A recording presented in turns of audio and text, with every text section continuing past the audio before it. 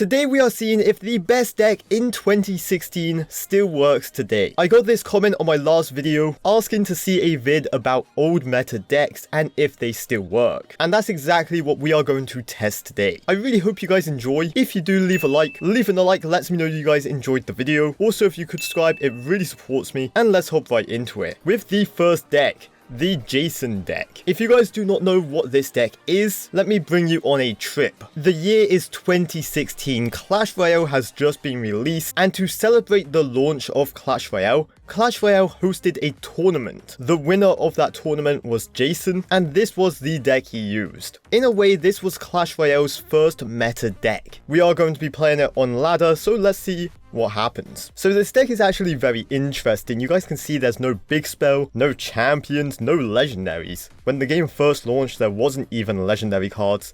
So we are going to start with Spear Goblins at the bridge, and then we are going to play Archers for this Bandit. A very easy defense there. Could Hog Rider at the bridge right now, and I think I'm going to get ready to arrow something. Maybe he plays a Skami.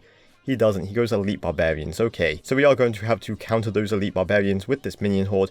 And I think he's bridge spam, more specifically the version of bridge spam that does not have a big spell. So I think my Elixir Collector is going to get an insane amount of value, and he also has an Elixir Collector, okay. Now I'm thinking he's 3 Musketeers. Either way, the minion horde did amazing damage down this right lane.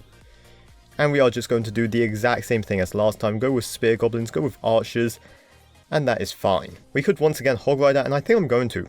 It's just a good play. He's forcing out more Elixir. He goes with Elite Barbarians once again. And this time to counter them, we are going to go with Barbarians in the center. Doing that just so it pulls over the Dark Prince as well, and then we can go Minion Horde here and clean up everything. Perfection. We do want to get another Elixir Collector down because that's important. Going to do that now. And he also pumps up. Honestly, I'm starting to realize why this deck is not meta. I feel like the Giant is kind of useless right now. I would much rather just keep cycling Hog Riders. But either way, we are going to go Hog Rider here. Also, not having a big spell is kind of a huge problem. Here we are just going to cycle a bit, and this is really scary. I do not feel like I have the resources to defend this. How am I going to take out Musketeers and Elite Barbarians at the bridge?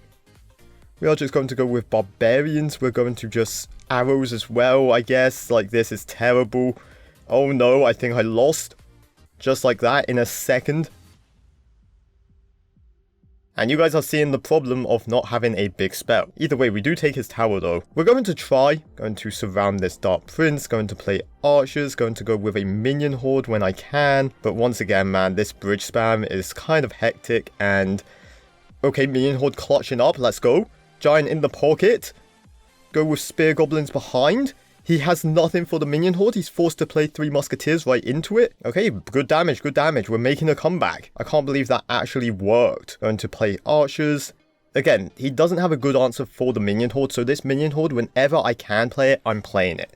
It's getting like infinite value. Archers taking out the Musketeers. Please take it out. Thank you. Going to go with a Hog Rider, going to go with 3 arrows, going to play my Spear Goblins, and that was so close. I think I just need 1 Hog Rider hit. Oh, my heart's actually beating so much right now. Going to go with a defensive Giant. Hog Rider in the pocket, maybe. This could be it. The Hog Rider in the pocket strat. Boom! Big clutch! Let's go! Oh, that wasn't even staged.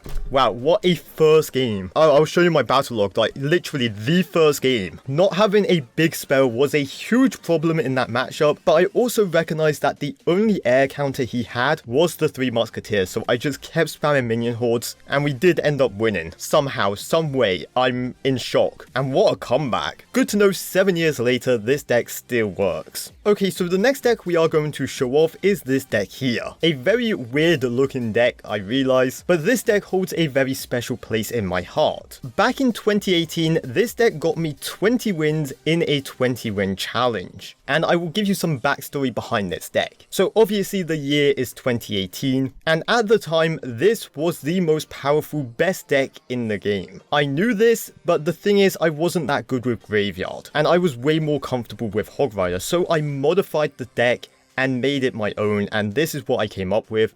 and this is what got me 20 wins. Okay, into a game, and the thing I remember with this deck is it's very counter-attack heavy, and this guy goes zappies at the back. Okay, so we will play a knight, maybe support this with a baby dragon. He does go inferno dragon, so we are going to surround that with bats, obviously take it out very nicely. No tombstone in cycle, and with the knight about to tank for this hog rider, this is where we go in. Forcing out a defensive freeze, forcing out the Skeleton King's ability, and although we're not going to get any damage, we force out a ton of elixir there, and we can go with a bowler just to help defend. So I think this guy's actually graveyard, and the bowler here gets stopped by a Valkyrie. That's fine, we are going to play a knight at the back and just reset. There is the graveyard we were talking about, but he's graveyard freeze, which is very interesting. We are going to also E-Wiz, again just to help out. We don't want to take any damage, and the biggest problem in this matchup is going to be that tombstone. Obviously we don't have a great way of dealing with it, so we're going to have to kind of improvise, wait for the baby dragon to take it out, and then we can go in here with a hog rider, bats to support, and we do force out a Valkyrie there, which is fantastic, and the defensive freeze. Hog rider still gets a hit on the tower, and once again we just reset with a bowler. I'm honestly not doing anything too special in this game. I'm just waiting for him to push me, and then I'm counter-attacking. And that's literally how I got 20 wins with this deck. It was very easy back in the day. Anyway, here we are going to play a knight for this Skeleton King. We are going to try and take out those zappies the best we can. Electro Wizard doing fantastic stuff. It looks like me, and it's my favorite card. What more do you want? Anyway, here we go with a Hog Rider again, just to get some damage in. 2 hits, that is great. And then we once again defend with a bowler. He does go with an Inferno Dragon at the bridge. He's going to most likely try and freeze as well. So we are going to Tornado here like this. Play some bats to help out, and then once again baby dragon tanking, the bowler's tanking. We can go in here with a hog rider. Bowler takes out all the skeletons, no problem, and this is going to be some good damage. We are going to lightning, boom boom boom. Bowler can hopefully now hit the tower, which is great, and I cannot believe we're actually going to win. I played my knight down the wrong lane. You know what, that doesn't matter. We are going to play bats here for this graveyard. Going to Tornado as well because we don't want to lose. That was close, closer than I would have liked. And here we just need to get ready to Hog Rider, and then we are going to Lightning away the Tombstone, boom, boom.